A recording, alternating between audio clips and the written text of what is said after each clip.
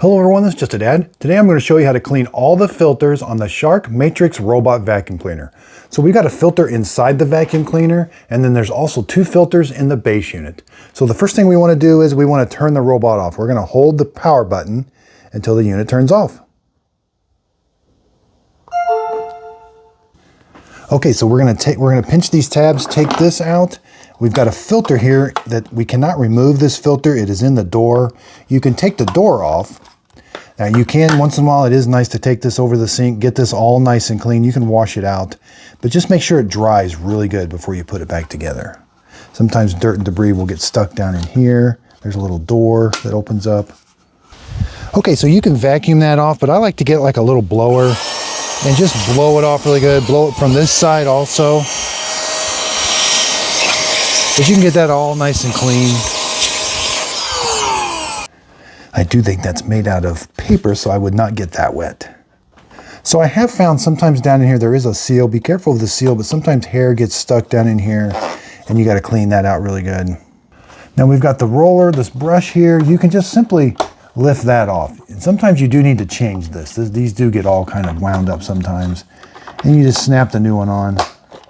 Let's take the brush out. Pinch these two tabs right here. Rotate, lift up, and out. Now you may have to cut, there may be hair wrapped around here, cut it off with scissors. You may have to, there'll be some dirt and debris down in here. Get this all nice and clean. You can take this off, get this is like the bearing. If it starts to squeak, get it all nice and clean. There's a gear, you're gonna put the gear in, rotate this to where that's flat like that. Then you're gonna take this, I have seen sometimes where you gotta clean this too. Put it like this. Make sure these snap down. Make sure the wheels are free and there's nothing wrapped around there. And this wheel here, you can pop that wheel off if something is in there. Wipe these sensors off. These are your stair or edge detect sensors. They do need wiped off every once in a while. Down in here, get your little brush. They get dirt and dust on them. Now up here, be careful with this. This is your sensor. That thing turns underneath there. Just be careful with it. Make sure the bumper is free, that nothing has gotten in here to where that can't move. The bumper should be free all the way around. And then just wipe off. There are some sensors here. Wipe those off and wipe everything off. Okay, let's go over to the base unit. You're going to take this off. We're going to be cleaning this. There's a filter here. This might be a HEPA filter, but this is a sponge filter on this one. So I can rinse this out and then squeegee it. Now let this dry overnight. Don't use this if it hasn't dried, but that's where that goes. Now, probably the messiest part of this whole job is this filter here. Lift this up. There's some really fine dirt on this filter. Now be careful, and it can hold a lot. Lift it up, and you do need to clean this once in a while. It says monthly. There's also another little thin filter down there, a little harder to get out.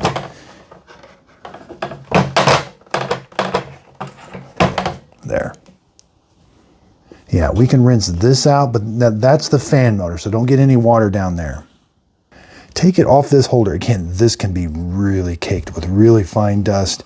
You're gonna take this as a sponge folder. Take this, I would blow it off first.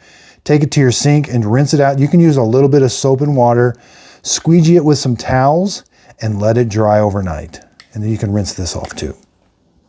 Okay, let's go to this dustbin. I have found that sometimes there is some stuff that sticks. You can see it's already starting to stick to those. There's some screens in there. You'll get some hair that kind of sticks to them, you'll see. I have taken this to the sink. I've rinsed this all out before. Again, let it completely dry. There is some areas where water gets that it kind of can be hard, so maybe just blow it out really good and use like a brush. Now, once in a while, you may have to clean this out. This goes right to this port right here. You could get a kind of like a flexible brush, but I've never had really a problem there. So if you use this vacuum cleaner regularly, I would do this once a month. You may even start to get an error code telling you to do it. So underneath the video, if you could give it a thumbs up, that really helps out my YouTube channel. I really appreciate everybody's support. If you could, please like and subscribe, and thanks for watching.